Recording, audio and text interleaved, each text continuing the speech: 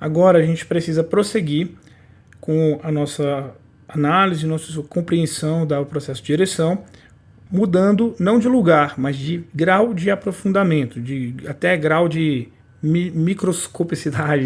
A gente vai entrar agora numa visão minúscula, porque nós vamos falar da parte molecular que está responsável por tudo que a gente viu. Então a gente viu que a ereção é provocada por um relaxamento das trabéculas, dessas bolsas musculares e elásticas, e pelo relaxamento dos vasos sanguíneos, principalmente das artérias, né, que vai permitir que o sangue chegue. É isso que vai iniciar o processo de ereção. E o que vai terminar ele é a contração dessas mesmas estruturas, a contração dos vasos sanguíneos e a contração dessas bolsas aqui. E aí eu mencionei para você que os vasos sanguíneos são compostos, eles são revestidos de músculos lisos, são músculos que você não controla e que reagem ao corpo. E as trabéculas aqui também, elas são elásticas e musculares, e aí elas têm fibras elásticas e fibras musculares, que também são de músculo liso, que você não controla, mas que reagem aos processos do corpo. E a gente precisa entender mais a fundo. Por quê? Porque, embora seja algo mais técnico, é nessa parte molecular que muitos remédios atuam, e muitas doenças também. Então, se a gente quiser entender mesmo como funcionam os remédios, como funcionam as doenças, por que um remédio não dá certo em um determinado caso, ou por que dá, a gente precisa entender isso daqui. Eu vou apagar a imagem do pênis para a gente poder ver aqui uma imagem que eu desenhei das próprias fibras musculares vistas de forma mais minuciosa. Então aqui a gente tem a fibra muscular, uma delas aqui estava aqui desenhada, aqui na trabécula. Então a gente vê na trabécula que a gente tem ela, aqui eu desenhei com o núcleo menos alongado, eu posso até fazer ele mais alongado. O núcleo da fibra muscular geralmente é alongado mesmo. E aí acontece que a gente tem várias dessas fibras revolvendo as trabéculas e envolvendo os vasos sanguíneos. Quando elas contraem, elas que vão ser responsáveis por apertar aquela região, por reduzir o tamanho do vaso. E aí você pode observar que em volta delas a gente tem essas miofibrilas, que a gente chama, que são essas estruturas, são proteínas. A gente tem uma fibra de actina, um filamento de actina colado com filamentos de miosina. Então essa junção deles forma as miofibrilas. E você pode observar também que elas estão grudadas na parede da célula. Eu desenhei aqui na visão da célula e eu desenhei aqui nessa visão mais aproximada das miofibrilas, para você ver que de um lado e do outro elas estão grudadas, acopladas na parede da célula.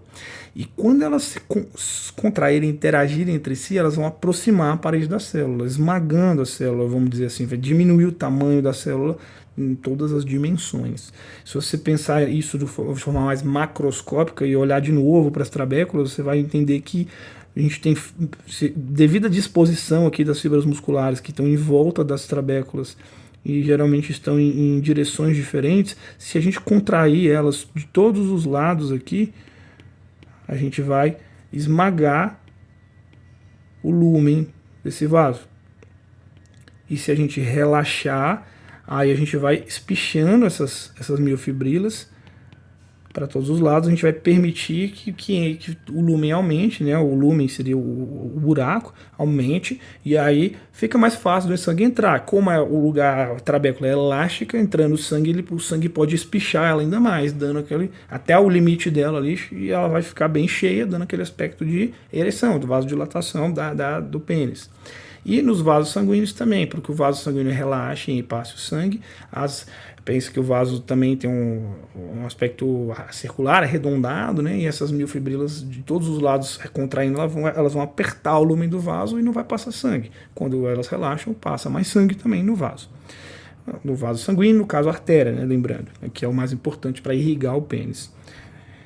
E aí, é isso que vai acontecer. A gente ainda vai ter que aprofundar ainda mais, porque a gente tem que entender como que isso começa e como que isso para. Aqui o primeiro desenho é de uma célula no estado de contração. E você pode observar que tem um P, esse P indica fosfato. Esse fosfato acoplado na miosina, ele vai favorecer a interação da miosina com a actina, que vai ser essa interação que vai fazer elas se aproximarem e resultarem no que a gente vê com o olho nu ou com o microscópio, como contração, no que a gente entende como contração. É a aproximação dessas fibras que estão coladas na parede das células que vai provocar o que a gente vê, então, de olho nu como contração.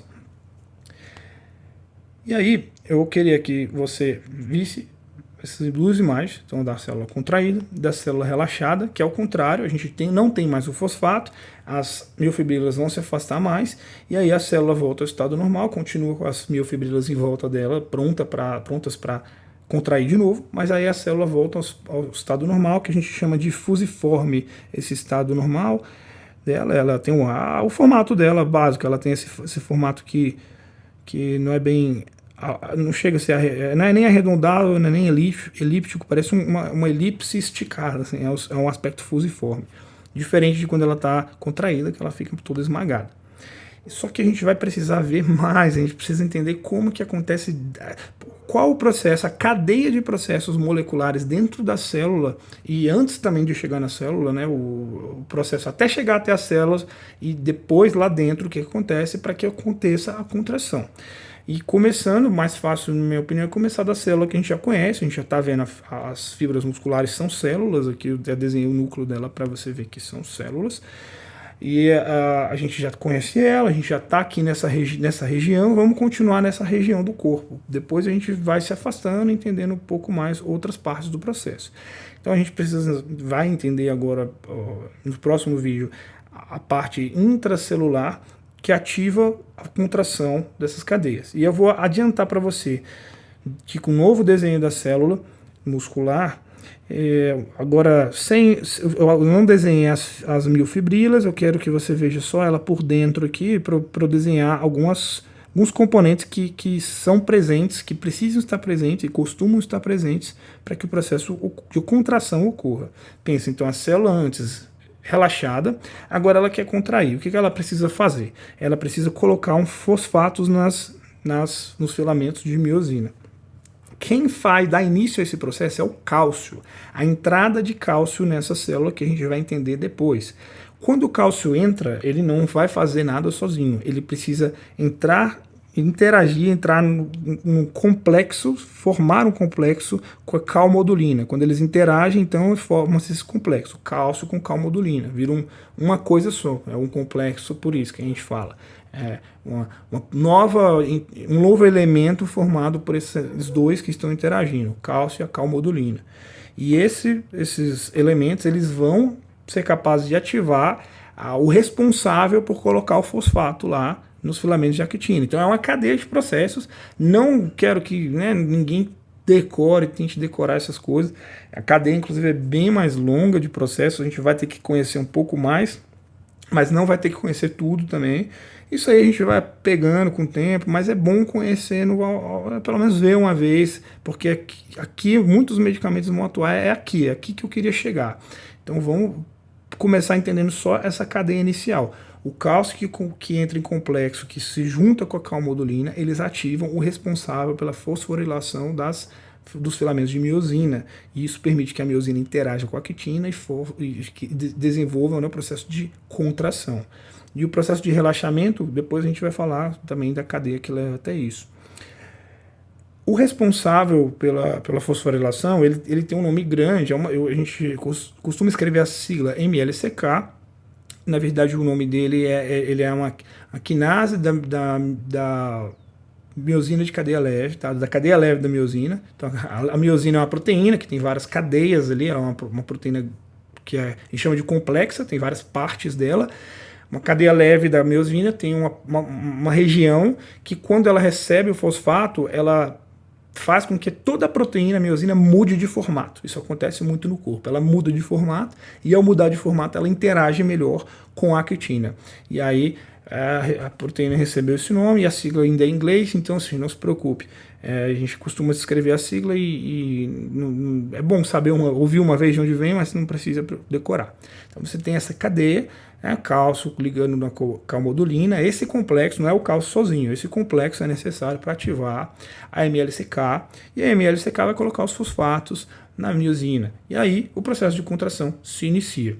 Para que ele termine, a gente precisa tirar os fosfatos de alguma forma, não basta parar de colocar. pelo menos não no tempo hábil, vamos dizer assim. Então, não bastaria, a gente precisa tirar eles. Então, o processo para tirar e relaxar de novo, além de ter que interromper esse processo primeiro que a gente viu, a gente ainda tem que iniciar um outro. Então, vamos por partes. Mas isso já te mostra, porque eu estou falando do processo de contração, que é o processo que faz o pênis ficar flácido ou em repouso.